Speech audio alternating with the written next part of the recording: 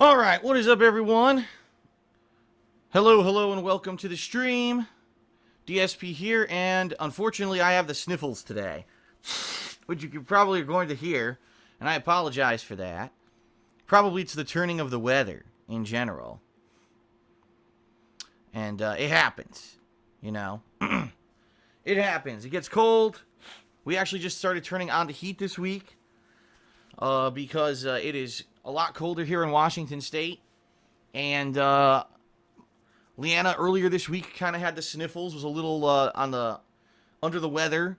And of course, being that I live with my girlfriend, you know, we shared the same house, the same bed, the same air. Chances are when she gets something, I'm going to get it. So she had the sniffles earlier this week, and now I have it. So I'm a little under the weather today, but I'm not terrible. I've certainly been a lot worse, and I'm hoping that I don't actually get any worse. I think that what I've had is going to be as bad as it is right now. But hello and welcome to the pre-stream. I'm going to try to make this as quick as possible. It's going to be very informative, though, because this morning some information was finally released. Finally. I mean, we're talking 4 days ahead of time in regards to Bloodborne. Yes, Bloodborne and its DLC. Its impending release coming this Tuesday, I guess. I don't think we have an actual set time when this DLC will be released, but it is supposed to be released this coming Tuesday. And people started sending me tons of information, links to articles, tweets on Twitter, emails, everything about this DLC. Okay? And I got bombarded with it, and I said this morning, well, I guess what I should do is maybe reconsider my schedule for the next week or so, based directly off of all this information that I'm getting right now. Okay? So we're going to talk about that in a moment, but before we get sidetracked, I just want to let you know, yes, this is the premiere of Rise of the Tomb Raider. Yes, that's what this is. This is not Fallout. This is not Battlefront. This is not anything else. This is the premiere of Rise of the Tomb Raider. And I apologize again. You know, I'm sniffling, I'm snorting here because I'm a little under the weather. We're going to be playing this for around 2.5 hours here on this first stream, which I'm pretty excited for. This is a game that is I don't know if it's a prequel or the direct sequel to the Tomb Raider reboot from 2013. I really didn't, I didn't try not to spoil myself too much on the plot of it or whatever. But this is a game that's in a lot of trouble right now. This is a game that, in some kind of weird decision, I don't know if it was like if they thought this was actually going to be marketing or what. Pretty confusing. But Rise of the Tomb Raider, an Xbox One and Xbox 360 exclusive for a year. Well, I guess what a lot of people are saying is that this will probably be ported. This will probably be ported to PC way before it actually comes out on PlayStation 4 next year. But yeah, a 1-year exclusivity window for consoles on Xbox consoles, and then it's going to be released end of next year. For the PlayStation 4. Okay. So I hate to say it. I really do. I hate to say it. But unfortunately, this is a game that is not doing well. This is a game that I called it way back during E3 of this year, back in June, when they announced that this was going to be an Xbox One exclusive. Well, I'm sorry, excuse me, a Microsoft exclusive. And that it was going to be released the same week as Fallout 4. When I heard this, I cringed. I said, you've got to be joking me. Like, who in their right minds would think that this is a good decision? Certainly not me. I know for a fact that week that Fallout 4 is released, the vast majority of game sales are going to go to Fallout 4. And the fact that it's only on Microsoft consoles is only going to serve to piss people off even further. Tomb Raider traditionally has been a series that has been on the Sony consoles. If you take a look at the history of Tomb Raider, it started out on the PlayStation, So it's got a hardcore installed fan base on Sony consoles. And why on earth they would do this, I have no clue. I mean, people have speculated. It was hilarious. They tried interviewing the game developers, and they were like, we're confident that this game will do well. Sales numbers have been released, and the game has sold abysmally. Terribly. just as I predicted, everyone skipped it. All right, I'll take that back. That's a generalization. Most people skipped it and played Fallout because Fallout sales numbers are great. Tomb Raider sales numbers are terrible. And I'm not just talking in one region. I'm talking pretty much worldwide.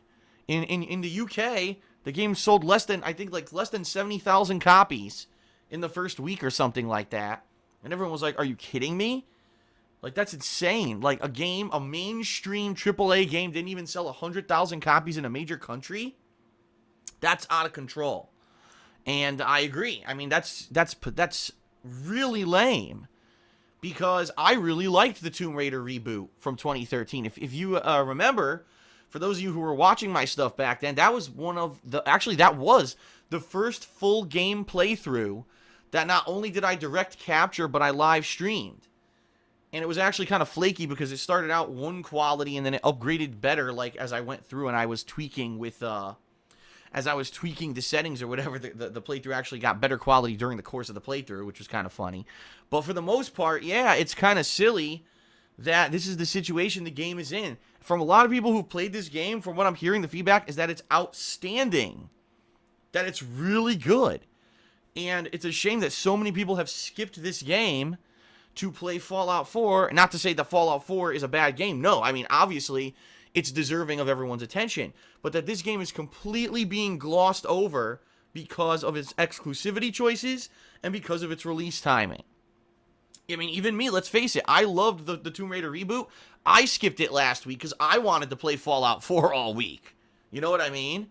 Like, even I was subject to this. It wasn't like, I'm immune or whatever. And a lot of people said, Phil, why don't you balance the week Fallout with Tomb Raider? And I'll be honest, because I really felt that if I did that Tomb Raider wasn't going to get the focus. That I would be hyper-focused on Fallout, talking about Fallout, wanting to play Fallout. People would be craving more Fallout and asking for more Fallout.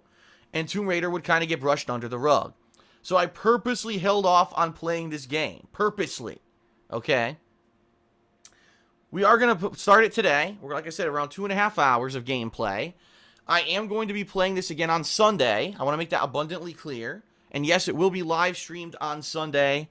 And then Monday, I'm going to play another session. I'm not sure if it's going to be first or second session. I'm going to explain the schedule to everyone in a moment because my schedule has dramatically changed for the week, okay? But I'm excited to try it out. I want to thank those of you who are here live for the beginning of it. I see more and more people are joining the stream. That's pretty cool. And I certainly hope that, you enjoy the stream. Keep in mind, I am recording. This will be uploaded to my YouTube channel, DSPGaming, immediately following the conclusion of the stream.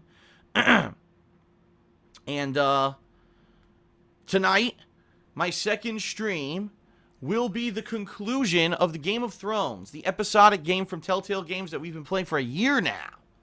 And I say we, a lot of people say, why does Phil say we in his videos? Because I really feel that when I play games, I'm sharing those experiences with you. It feels like we're collectively playing these games together a lot of the time. And a narrative game like Game of Thrones, I feel like we've been through that journey together. And to see that conclude tonight will be pretty special. I'm excited. 6 episodes. We're finally going to see through all the nasty shit that's happened in this game. We're going to see how it concludes. Will there be divine sweet justice? Or will it be a harsh ending with a very unsatisfying conclusion like most of the stuff that happens in Game of Thrones? I don't know.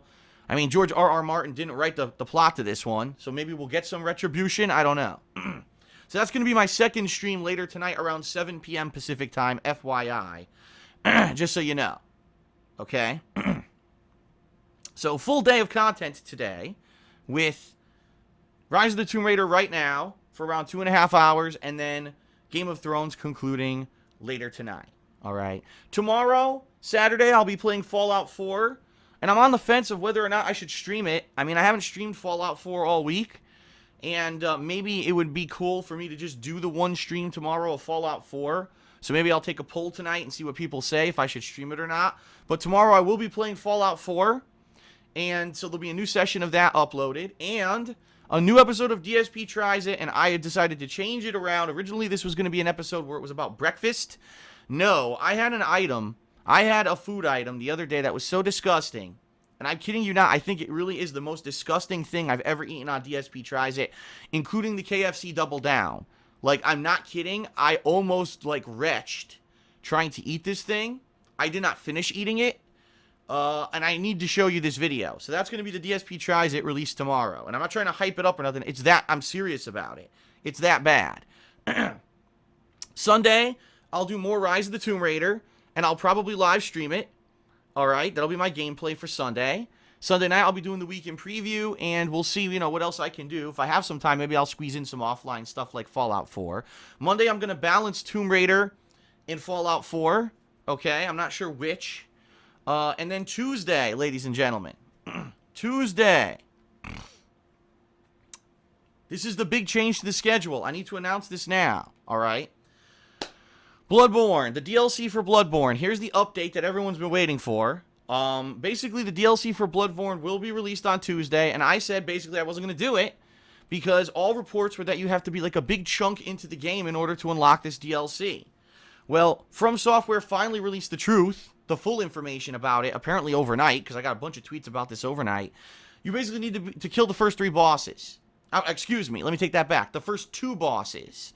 I guess you need to kill Father Gasgiglione, whatever the hell the name is, the werewolf guy, and then you need to kill the vicar, Vicar Amelia, who's the girl in the church, the whatever it is, who turns into that giant, like it almost looks like a holy beast. Yeah, you got to kill those 2, and then apparently you unlock the ability to enter the DLC. Okay, I'm okay with that. That's okay. That's a couple hours, maybe a few hours of gameplay. You know, that's maybe, what, 3 hours or so? As long as you're not going off the beaten path and doing all the side content and fighting all the optional bosses, that's not very tough compared to what the reports originally were. Reports originally were you got to be like halfway through the game, which is kind of ridiculous in my opinion. Okay, like that would have been insane. So based off of the feedback I got this morning, it seems like people really want to see me do the DLC for Bloodborne. I'll be honest, I want to do the DLC for Bloodborne. Bloodborne's one of my favorite games of the year. It really is. So, the way I'm going to approach it is that this Tuesday, I'm going to return to Bloodborne for the first time in 1, 2, 3, 4, 5, 6, holy shit, 7 months. I haven't played Bloodborne since April.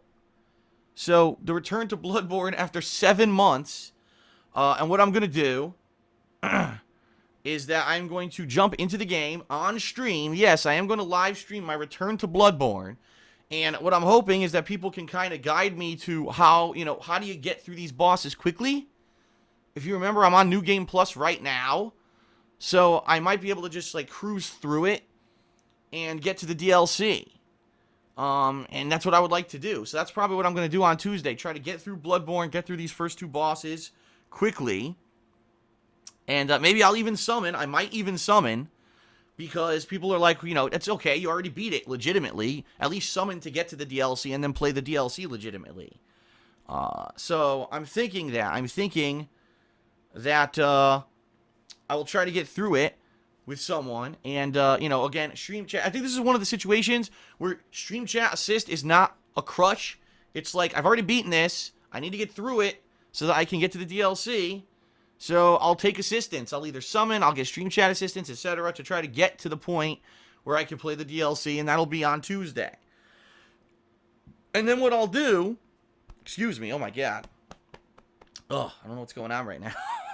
And then what I'll do is I'll balance Bloodborne's DLC this week with Fallout and Rise of the Tomb Raider. So Tuesday, Wednesday, Friday, Saturday, Sunday, all the gameplay you'll see those days will be a mix of those 3 games. I don't know how long the Bloodborne DLC is. Typically, the Dark Souls 2 DLCs were around 5 to 6 hours long, dependent, you know. So I guess we'll see, and we'll see how long it is, and go from there. Hopefully, I can beat it within a few streams this week. Okay. Now, I want to make this clear. All right, I want to make this very clear. I was going to do fan appreciation multiplayer this week. That was my original plan before all this happened. Okay?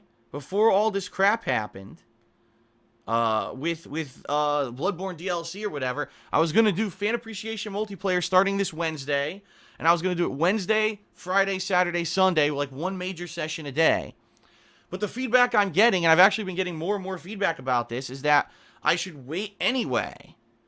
That I should actually wait and do fan appreciation around Christmas time, because a lot of people are going to be getting these games like Fallout, excuse me, not what I meant to say, Halo 5, Call of Duty Black Ops 3, Metal Gear Solid, it's Metal Gear Solid Online, but Metal Gear Solid 5, etc. These games that I want to play multiplayer in. Oh, Battlefield as well. They're going to get them for Christmas. And so they'd like to jump in. And I actually thinking back, that's actually correct now that I'm thinking about it. Traditionally, I hold my fan appreciation gameplay for around Christmas time. That's how I've done it in the past. And so I'm kind of thinking, you know what, you're right. You're actually right. That maybe it makes more sense for me to do that, to hold it off. Especially now, since I'm in the middle of all this new stuff, right? I'm doing Fallout. I'm going to be doing Tomb Raider. I'm going to be doing the Bloodborne DLC. Why put all that on hold, right? When I could continue on with that this week and we could do the fan appreciation at a later date.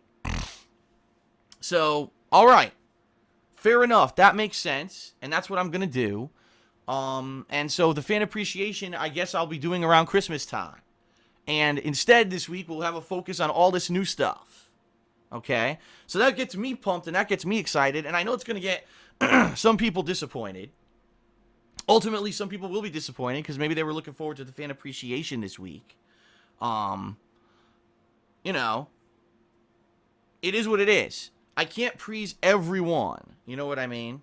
I can't please everyone all of the time. I can please some of the people some of the time. All of the people some of the time, but I can't please everyone all the time. And I think the major majority right now, the feedback I'm getting is play Bloodborne's DLC. Please keep playing Fallout. Please keep doing Tomb Raider. And don't get caught up in fan appreciation now when you can do it later when it makes more sense and more people will have the games by the way. So they'll actually have more potential to participate anyway. So that's what I'm going to do. All right? So, Tomb Raider right now. Game of Thrones concludes tonight. Fallout 4 tomorrow. Tomb Raider Sunday. A balance of Tomb Raider and Fallout 4 on Monday. Tuesday, we start with Bloodborne again.